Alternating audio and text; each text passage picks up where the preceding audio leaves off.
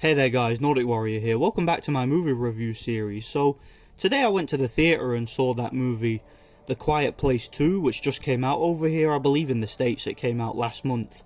And it was originally due to come out early last year. However, of course, with the lockdown measures and stuff closing all the theatres, they had to delay its release.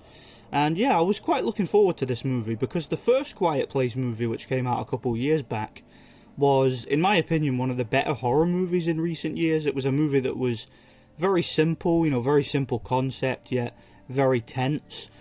Basically, the story of The Quiet Place, for those of you who don't know, society has essentially been overrun by these monsters who have a very acute sense of sound and basically rely entirely on their sense of sound in order to hunt. And basically, if you're quiet, you don't make any noise, they don't hear you, they leave you alone. But if you make the slightest sound, these creatures will appear seemingly out of nowhere and they'll just murder you straight up. So yeah, that's the concept of the movie. It's a very interesting sort of high concept survival horror, and I thought the first movie was pretty good. I enjoyed it. I saw it in the theatre. I haven't rewatched it, but yeah, I thought it was a pretty good movie. And I gotta be honest, I think the sequel is actually a bit better.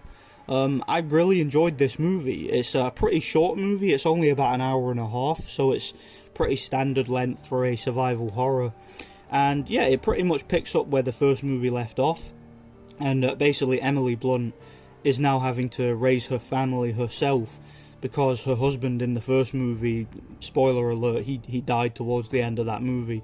And basically the way that this movie starts off, you get kind of a flashback to day one of this whole outbreak, where the monsters seemingly came out of nowhere, and it shows you it all from the perspective of this family in the small town that they lived in. And it kind of shows you the town being taken over by these creatures and the sort of mass hysteria, and it shows you it all from the perspective of the family. And it also gives you a bit of insight into how the family were able to survive, because basically one of the members of the family, their young daughter, is deaf, so she has to communicate through sign language.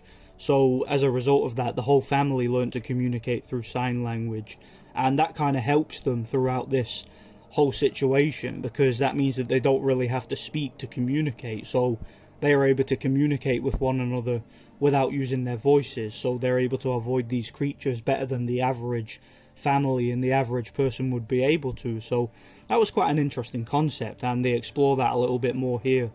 And yeah, basically each character has to really step up, because they used to rely on their father to kind of lead the family, but obviously without him around, it's very difficult for them. Each character has to have their own individual heroic moment, and it leads to some really tense moments. I think this is a really well done movie.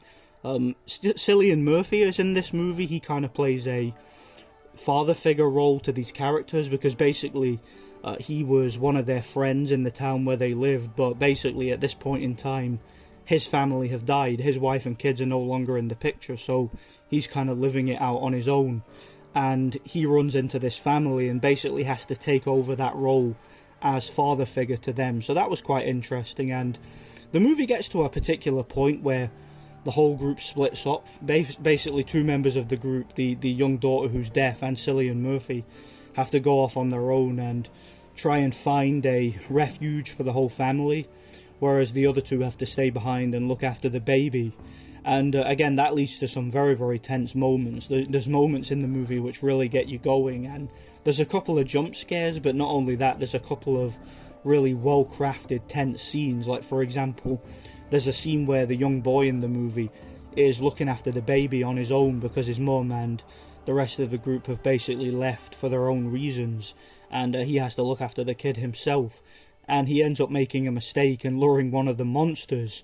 So basically he's trying to keep the baby quiet. He's locking themselves in this little chamber where there's no oxygen, and he gets locked in, and that's quite a scary, intense scene, and you just think, how's he going to get out of this one? And yeah, there's a lot of moments like that in the movie. There's moments where there's these creatures in full view, and you often wonder how the how the characters are going to get out alive, but they always find a way. And yeah, it's a really interesting movie. It's got some really well crafted scenes of tension, some really good scares, some quite creepy moments. You get to see a lot more of the creatures, because in the first movie the creatures were kind of kept off screen until the very end, whereas in this movie you get to see them in full wide shots throughout the movie. And I gotta be honest, the CGI and the special effects in this movie were actually really good. You could tell this movie had a really strong and good budget behind it. The acting performances are fantastic, and what I liked about the acting in the movie too was a lot of the characters in the movie, they don't really have a lot to say, because obviously the concept of the movie is they have to remain quiet, otherwise these creatures will get them. So there's a lot of subtleties in the acting performances. The actors have to do a lot of physical body language type acting. You know, they have to use sign language, they have to use implications and stuff like that to communicate with one another. And I think that every single actor in the movie did a great job, particularly Cillian Murphy. He's definitely the standout here. He's kind of the reluctant hero of the movie.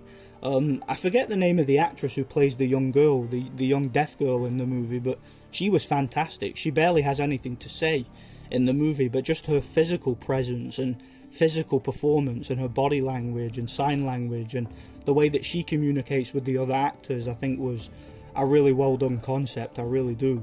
And every single character, like I said, has their own individual heroic moment where they have to really step up, and I just really enjoyed this movie. It's very simple, it's very to the point, there's no pretense with this movie. It's a movie that doesn't really overstay its welcome. What I will say is that the ending of the movie kind of comes out of nowhere. You know, it's kind of a little bit of an anti-climax, but to be honest, I don't really mind that, because it basically delivered what I was hoping it would deliver. It delivered plenty of scares, plenty of tension. It really made you care for the characters and want to see them make it out alive. And it introduces a few new characters that don't stick around for too long. And I just thought that this was a pretty solid movie. I've got no problem with it, really. I think that it does everything that I expected it to do.